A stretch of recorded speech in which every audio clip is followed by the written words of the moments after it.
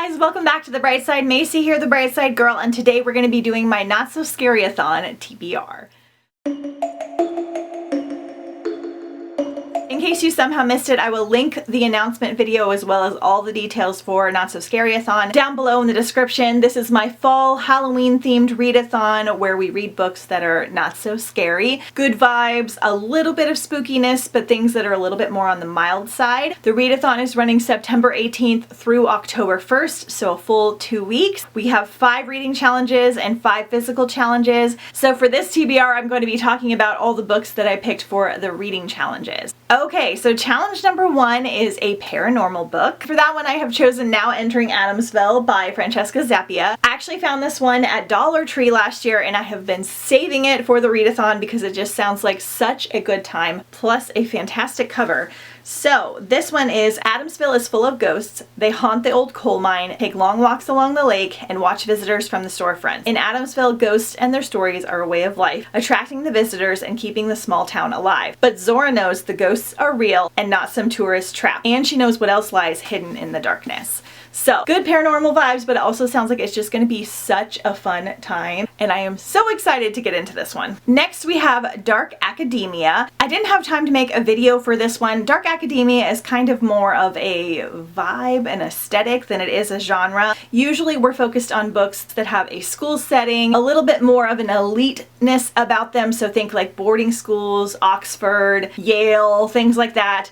And sometimes they have secret societies. They're always set like in the fall. Sometimes they're set in the woods. We're looking for like kind of like a Dead Poets Society type of vibe. So for this one, I have chosen The Nightmare Affair by Mindy Arnett. I've been wanting to read this series for forever. This is a YA series. 16-year-old Dusty Everhart breaks into houses late at night, but not because she's a criminal. No, she's a nightmare. Literally. Being the only nightmare at Arkwell Academy, a boarding school for magical kind, and living in the shadow of her mother's infamy is hard enough. But when Dusty sneaks into Eli Booker's house, things get a whole lot more complicated. He's hot, which means sitting on his chest and invading his dreams couldn't get much more embarrassing. So this one just sounds like it's going to be really, really fun. Our main character is a nightmare, so we've got some good dark vibes. We've got a boarding school setting, and it's a full trilogy, and I know the second one has some mermaids in it. Next reading challenge is Hand on the Cover, and for that one I'm picking a semi-definitive list of worst nightmares. I know this book got a new cover, but that one also has a hand on it. She has like a little hand hair clip. So this one also sounds amazing. It's by Crystal Sutherland, who did House of Hollows, but I think this one is going to be less spooky, which that one leans a little bit more spooky.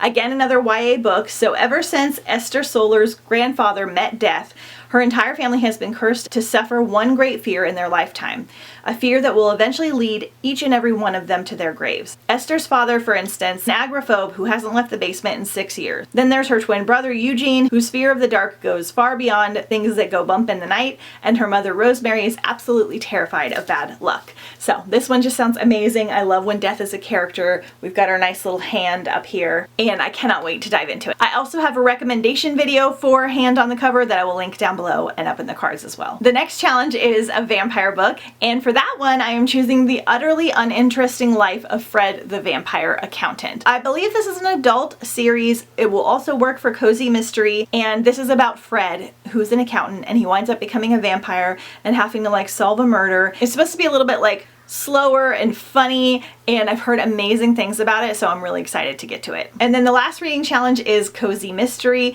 For that one, I'm picking The Only Purple House in Town by Anne Aguirre. I think this one is considered adult, but I'm not entirely sure. Iris Collins is the messy one in her family, the Chaos Bunny. Her sisters are wildly successful while she can't balance her budget for a single month. It's no wonder she's in debt to her roommates. When she unexpectedly inherits a house from her great aunt, her plan to turn it into a B&B fails, as most of her plans do. She winds up renting rooms like a Victorian spinster, collecting other souls, and not all of them are human. This one will also work for the paranormal prompt. I think there might be a vampire or a ghost in here. It just seems like a cozy, fun time to me, and also the cover is amazing. Then we also have a group read. I did a poll for this on YouTube and on Instagram a couple of times. Combining those votes, the winner was Grey Mist Fair. This is a YA paranormal book, and it also has a hand on the cover. You can double up on these challenges if you want to. This is also by Francesca Zappia, who did Now Entering Adamsville, so that's exciting. This one came out this year as well, so it's a new release. The people of Grey Mist Fair know that the woods are dangerous and a magical place,